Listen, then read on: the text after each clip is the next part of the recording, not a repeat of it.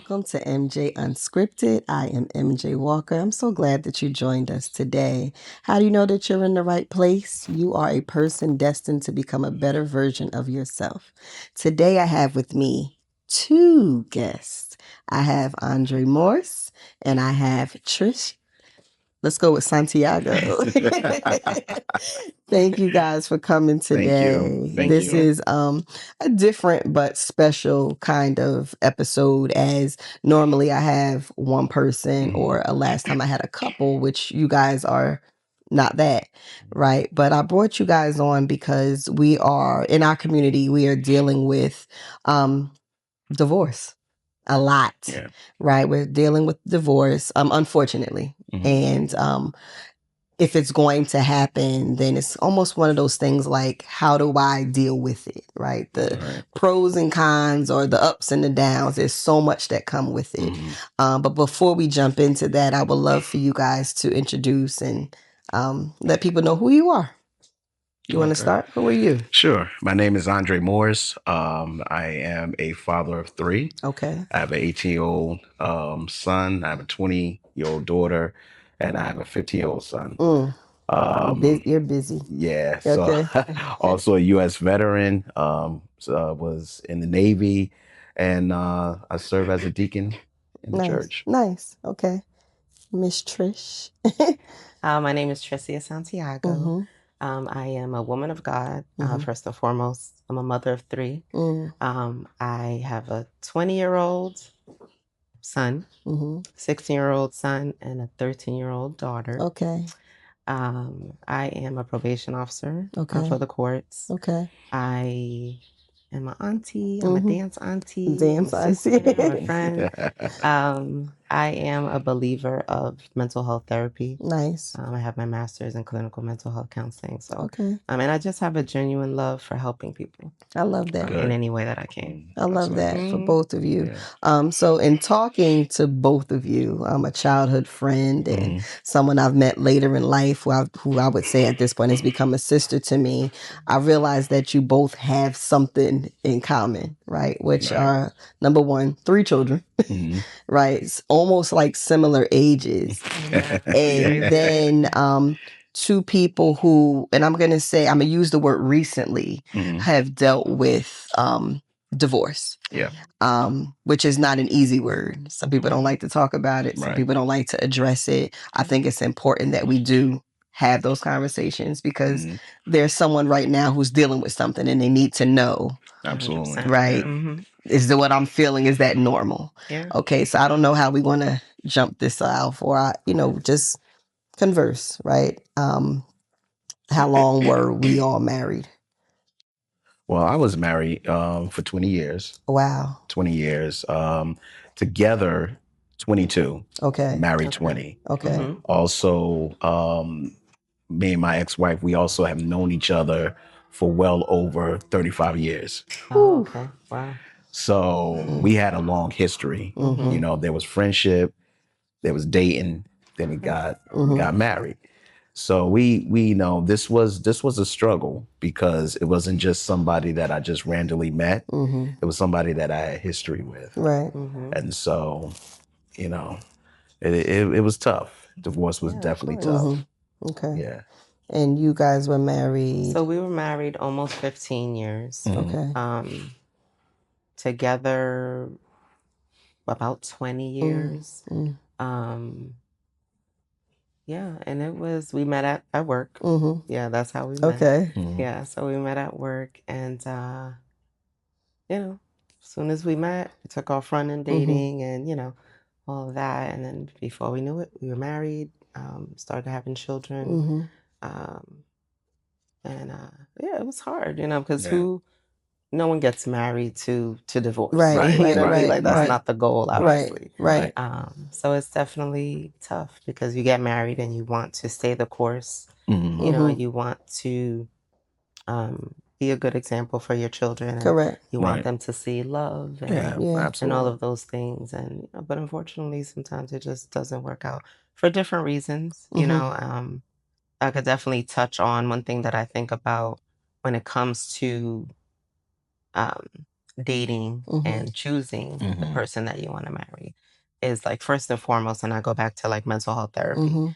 You know, when you decide to date someone and you decide to like, maybe I'm going to marry this person, before you do any of that, you have to heal yourself. Yeah. Like that's so important. Because You know, we're all coming with our own stuff, baggage, right? Yeah. And that's something that I didn't do. Okay. Like, so when he and I had started dating, I was young. You know, I was like 22 Okay. when we started dating. Yeah. At this age So, now, we look back like we thought we were grown at 22, but now it's like I was a baby. Yeah. And it's like at the time, I said to myself, like, I really shouldn't be dating right now. I should like take time to heal and just find who I am and all of those things. But you meet someone and they sweep you off your feet, and you know, and you're just like, and oh, he's so it all different feels from every. great in the beginning too. Exactly. You know, and then you know, and then there's certain things that you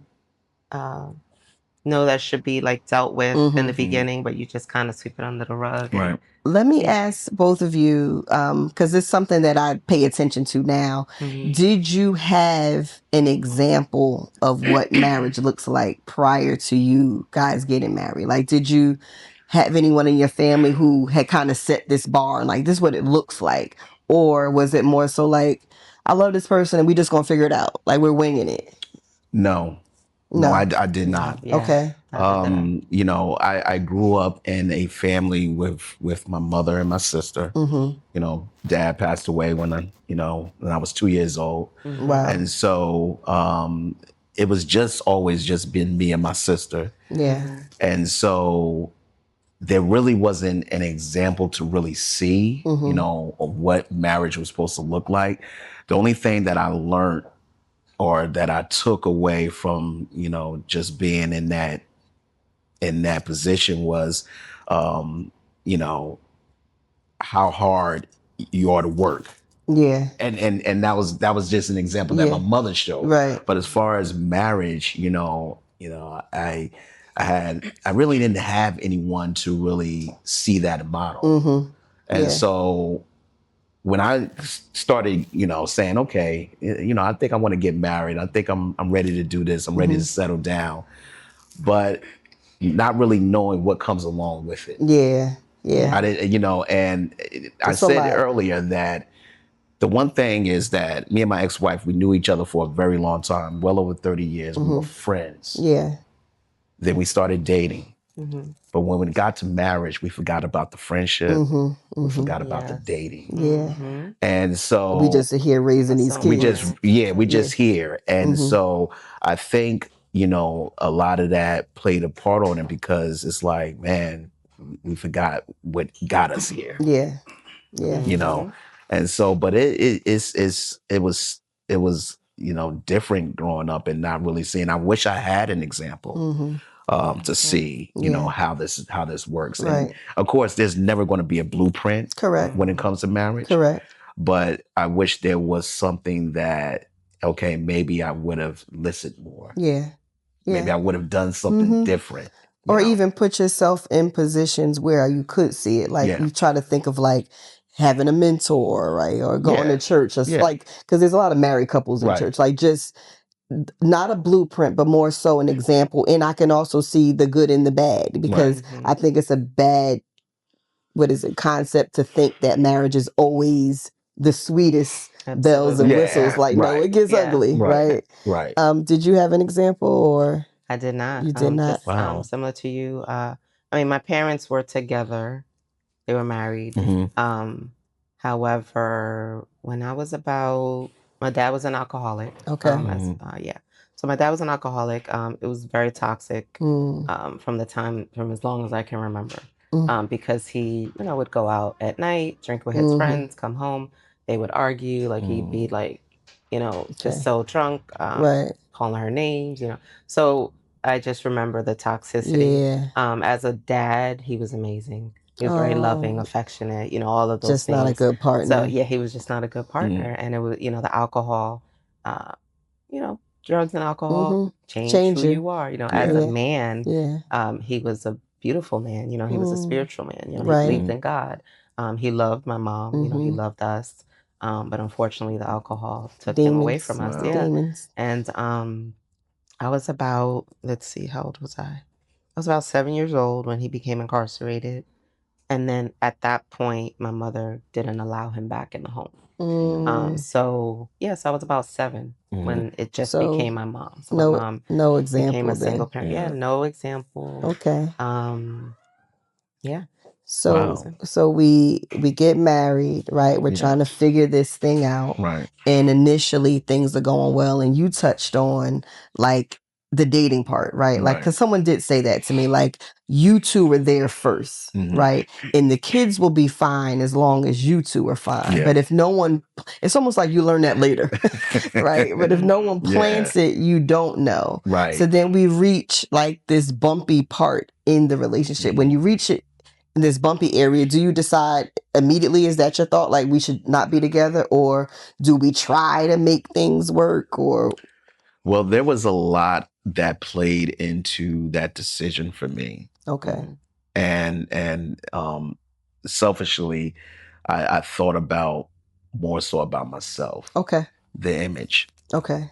I said I was a deacon in the church, so there was a lot of things that I put before my marriage that I should not have done. Okay. You know, I was worried about what people thought, about, you know, here I am, you know, coming to church trying to encourage somebody else, but my own house is a wreck. Yeah, yeah. So it was more so worrying about what people thought rather than pouring into what was more that should have been more into my wife at the time. Okay. So yeah, it was hard because I love the accountability though. Trying to make the adjustment. Yeah.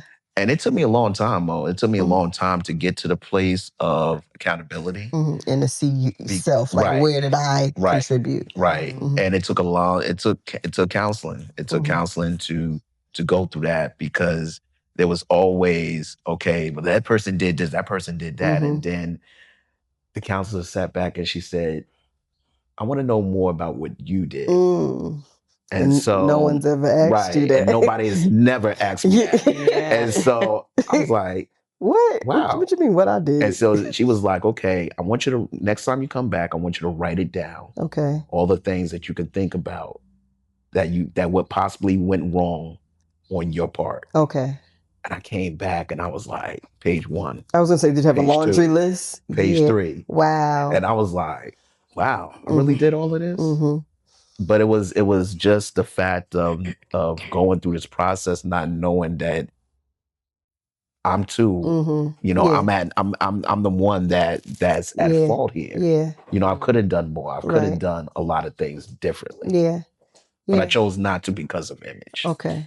I love the accountability. That's hard, right? Yeah. It's hard to see self, because it's easy to say all the things you did and I'm the victim here. But that also comes with maturity too. So I thank you for that. Yeah. You're funny. Yeah, I guess I love that for him though. Yeah. So accountability, that's my favorite word. It is. That's my favorite word. It's something that it's on repeat at home with my children. I would have to say that during the marriage, I wish that we had sought therapy as a couple. So that's something that we never did. Did you ever suggest it, or? It was suggested. Okay. Yeah, it just didn't happen. Okay.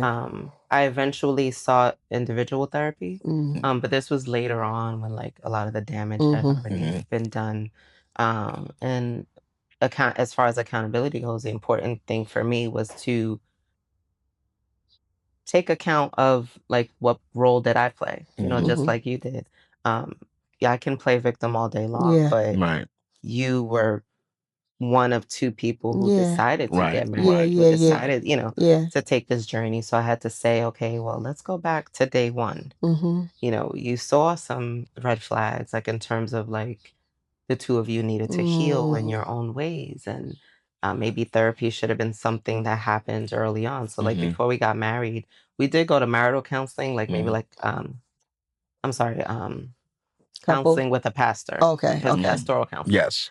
We had a few sessions, but it didn't go past that. It was just that, you know. So I wish we had sought therapy early on just to kind of like work on things that we needed to work on individually so that we could have been our best selves, moving into. And that's different because you're saying I could look at myself and be accountable even for noticing certain things about the person, right? Because it doesn't mean being accountable isn't always that I did something to you. So when we finally get to that point and we decide, okay, you know what, I don't want to do this anymore. There's so much that comes with that because we have kids. Yeah. Right. And that's always, I won't even say it's at the back of the mind. It's at the front of the mind, like, because it does impact them. So once that decision was made, like, how did that feel like in the household, or you moved eventually, right? So how does that feel? Like, what is that? And you talk to me about that, because I feel like when we talk divorce, sometimes we always think about what the female from her perspective, but you're here because you had to physically leave. Yeah. It was difficult. It was difficult because reality hit. That was the very first time that I ever been separated from not living in the same dwelling as my children. Yeah. And I think that hurt it the most because for years we chose pain rather than peace. Yeah. And so we chose pain to stay because we wanted both parents to be in the house. Right. So when the time came that I said, okay, we have to be able to give the kids peace. And so when it was time for me to leave, it was hard. I found myself going back to the house every single day. What do you mean going back? Like, because it was just hard for me to not be there. So I would call, I would come back, I'm coming by to see the kids. Oh, you just come by to see them. Yeah, because it was like, it was just part of hard. your routine. It was just part of my routine to see my kids leaving. Yeah. And to see my kids coming in. Right. So I was there like twice a day. Right. Twice a day. Like, what you doing, Daddy? Like, he was like, hey, man, like, you know we divorced, right? Like, you know we divorced, right? But it was difficult. It was difficult because for once in my life, I felt something was really missing. Like, the whole marriage, we grew apart and we learned to accept that. Yeah. But it was something when it came to not being there when my kids being woke present. up. Yeah. When my kids came inside. And so it was difficult. It was very and I did that for maybe about 3-4 months. Did you feel lonely? Yes. Yeah. Even though I would, I would come home to my own place and I was like, man, it just, I don't hear my daughter yelling at her brothers. Right. It was almost too quiet. Right, it's just too quiet. Yeah. But it was difficult in the sense of the fact that I just was not able to be there and see my kids wake up in the morning. Yeah. And that was the most difficult. Yeah. Okay, so on your end, he moved, and now you're home with the kids. Yeah. Okay. So, it was extremely difficult. Well, first and foremost, just sharing the news with the kids of what was to take place, that the divorce was happening. That was tough because our youngest was only 6, going on 7. Yeah. They're all about 4 years apart. So sharing the news, for one, was just incredible, heartbreaking. Yeah, because of who course. wants to tell their kids That their parent our is now family's moving breaking out. up, so that was the hardest part. And then moving forward, the divorce happened literally right before the shutdown, the pandemic. Oh, wow. So we divorced, but prior to it being legalized, he had already moved out. Okay. Probably like 6 months prior. Okay. So the pandemic happens, shutdown happens. So the kids are homeschooling. I'm working from home. Oh, all the emotions are happening. I'm finishing up my master's degree. Right. So I'm counseling clients. Yeah. I'm dealing with my own anxiety and depression related to the divorce, like And my the marriage pandemic. and everything. Yeah. So all of that coupled into one. So it's me and 3 kids in this home. I'm dealing with their emotions, Right. behind the divorce and homeschooling. It was Yeah. just a It was a whirlwind lot. of, so it was really, really tough. And then at the same time, I'm trying to create that peace as much as I possibly Yeah. can for them. And I love hearing your perspective as as the man in the situation, because I tried to understand like where he was coming from. I'm like, this must be hard. He's moving out, like he doesn't get to see the kids every day. So I tried to understand his side as much as I could. Thankfully, I had a friend who had already gone through a divorce, a male friend. So he was able to give me his perspective as well in terms of this is what it's like as the man, so that was helpful. And, at that point, I was just trying to find my own peace, heal as much as I could so that I could be my best self for my kids, and that was tough. So for me, it was journaling, it was exercise, it was a lot of prayer, breathing exercises, because you don't even think a about lot how of what I important was that is. dealing with was repressed. Yeah. So I was dealing with anxiety attacks and stuff like that. So I had to do breathing exercises. I was meditating, I was doing everything I could possibly do to. Because you're almost like feeling these things. Your body lets us know when it's uncomfortable or under attack.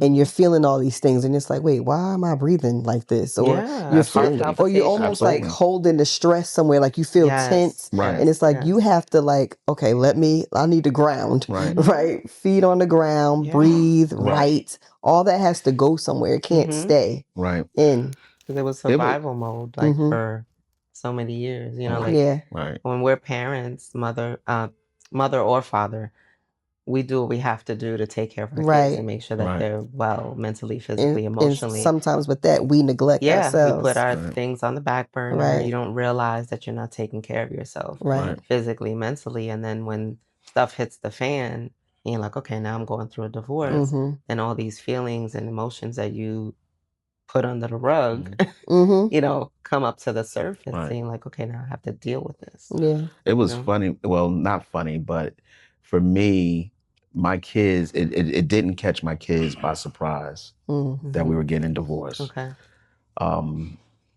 Unfortunately, we spoke about that in the house for so long. Yeah. Well over 10 years. So they're like, are you going to do it or not? Right. So we have been having this conversation for years. Okay. And so by the time, the kids is like, okay, y'all getting divorced. Yeah. So it wasn't a shock to them. I think it was more so a relief for them. Wow. Because they witnessed so much of the toxicity, arguing. And so I think for them, it was like, okay, Dad, you're going to be okay. Mom, you're going to be okay. Yeah. And, we here. Yeah. So it wasn't shock. It wasn't, by shock. And so. Did that help you more, as much as it was difficult for you because you had to leave? Did it help you more that they weren't so emotional about it? Like, yes. Because that would have weighed, like I'm leaving and they're going through it, Yes. It was definitely, having them know was very helpful, because that was a piece that I didn't have to, they already knew. They're comfortable with it. Yeah. It was just more so on me, is just not physically being there. Right. And I think for the most part, the me not being there also played a role in their lives too, because they was like, oh, hey Dad, what you doing? Yeah. And I'm, and usually like my kids wouldn't have to never call me to say what you doing. I'm here. I'm right here. So I think it was just learning to adapt to that part of not being there physically for both of us. Yeah. So where are we now? Like divorce has been a couple of years now. We're adjusting. What does that look like? Like, are we in a good space? Are we getting along? Is it still difficult?